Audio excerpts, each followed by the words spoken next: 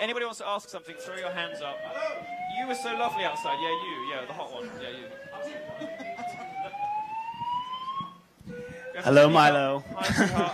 Hey, I was wondering, because you keep on mentioning that trust has eroded in the left-wing media, Yes. and I know you were around GamerGate since Conspiracy. Do you think that beyond Trump, before Trump maybe even, we created that hole to, sort of, as you put it, methodically take them down?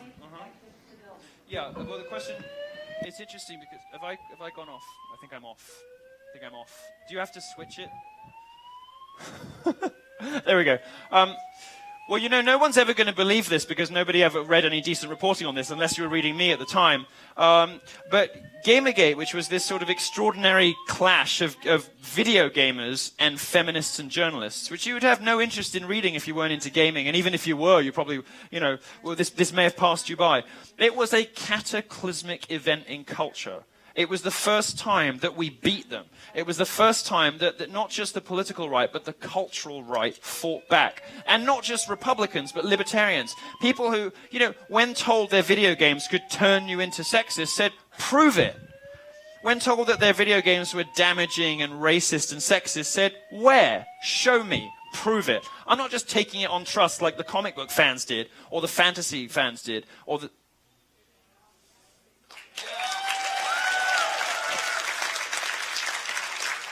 You see, this is another great conservative virtue, perseverance. You see, stick to your guns, and eventually they get bored.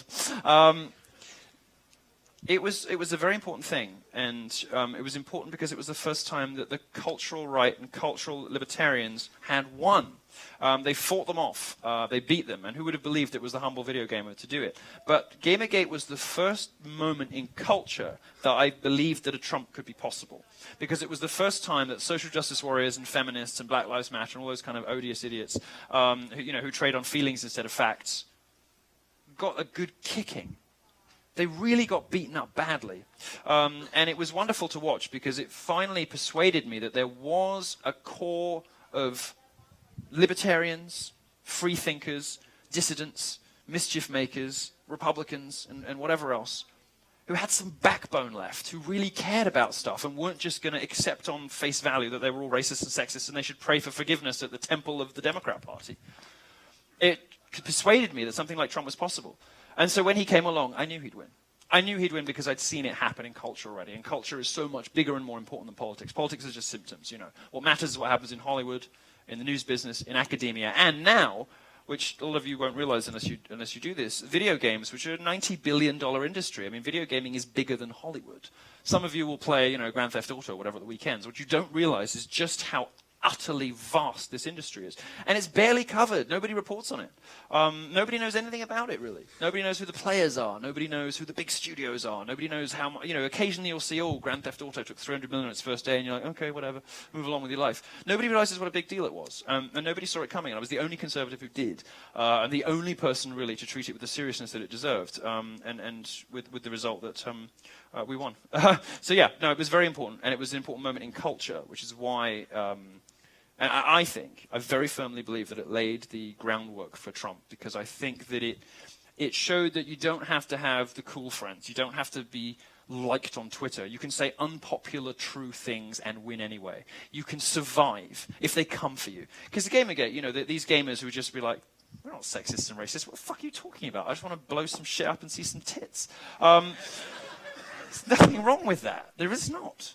And it doesn't make me a horrible monster when I turn the console off. I don't beat my girlfriend after I've, beaten up the prostitute in Grand Theft Auto, because guess what? I know the difference. So I'm not a single-celled organism like a social justice warrior. I am a sentient, intelligent, educated being, and I can tell the difference between a video game and real life. So, this was the first time that I think people realized, and everyone was watching, and everyone was too scared to say anything, and I was just like, fuck it, I'm going in. But everybody, I think, realized that the whole press can be against you and you can win anyway. And that's why I think that Trump was possible, because it emboldened his supporters to simply stop caring about what the press said about them, because they'd seen it happen before and they'd seen it be successful.